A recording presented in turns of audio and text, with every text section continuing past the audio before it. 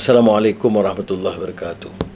Kita di dalam dunia ilmu ini biasa dengan siri great books ya, yang mulanya diedit oleh profesor di Universiti Chicago, Mortimer Adler ya, yang dia terkenal. Jadi kalau nak kenal sebagai seorang sarjana atau intelektual atau cendekiawan di barat, media baca sebahagian besar daripada 100 buku-buku utama, sejarah, falsafah, sastra, sains, teknologi, itu semua digabungkan yang dikatakan Great Book Series. Jadi dalam pemerhatian saya, di kalangan kita masyarakat Islam dan Melayu ni tidak ada usaha sedemikian. Pada awal 80-an, saya diundang oleh mantan atau Presiden Ziaul Haq ketika itu ke Pakistan, kerana dia kumpulkan sarjana termasuk Allahyarham Ismail Farukhi, Syekh Taha Jabir Alwani dan ramai yang lain, A.K. Brohi, Hamidullah Siddiqi ya, untuk memikirkan kemungkinan mewujudkan rancangan menerbitkan semula karya-karya besar klasik Islam ya, dari penafsir Quran kepada pengulas hadis, kepada Al-Ghazali, kepada Ibn Rushd, sehingga Al-Biruni, Iqbal ya. Jadi ada kumpulan yang kata great books ya, karya-karya agung Islam yang boleh dimanfaatkan oleh generasi kini ya. Kalau tidak kita bicara tentang Islam, kita tidak ada pahaman tentang turath atau sejarah atau khazanah yang berharga. Jadi bila sampai di Malaysia dan saya sebagai Menteri Kewangan terfikir harus wujudkan juga, maka kita wujudkan apa yang disebut yayasan karyawan ya, dan kita berikan wang peruntukan yang cukup. Masa itu diketuai oleh Allahyarham Hasan Ahmad untuk memikirkan apa buku-buku utama. Tentulah kita fikir buku utama dan sejarah orang Melayu. Maknanya kadang-kadang kita bercakap pejuang Melayu ni semua berjuang, tapi sejarah Melayu dia tak baca lagi. Hikayat Hang Tuah dia tak pernah dengar lagi ya. Jadi nama-nama seperti Tun Sri Lanang, Raja Ali Haji, Saingalah Za'ba itu tak dikenali.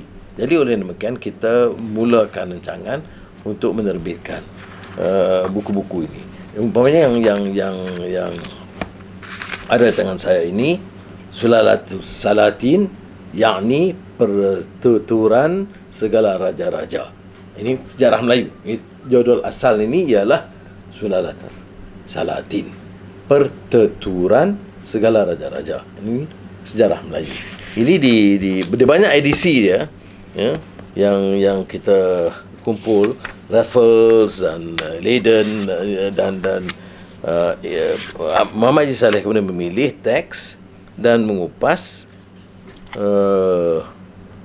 dengan memberikan hujah pengenalannya dan dengan begitu baik. Jadi kalau kita ada ruang, anak-anak muda harus juga terikat. Kalau tidak nanti kita hilang ya asas budaya kita, sampai kerana teks asal kita pun tidak dibaca. Jadi ini yang kita lakukan. Kemudian yang kedua yang di sini ialah Hikayat Hang Tuah ya. Dan ini diselenggara semula oleh daripada terjemahan asal Kasim Ahmad dengan pengenalan tambahan oleh Nuriah Muhammad ya.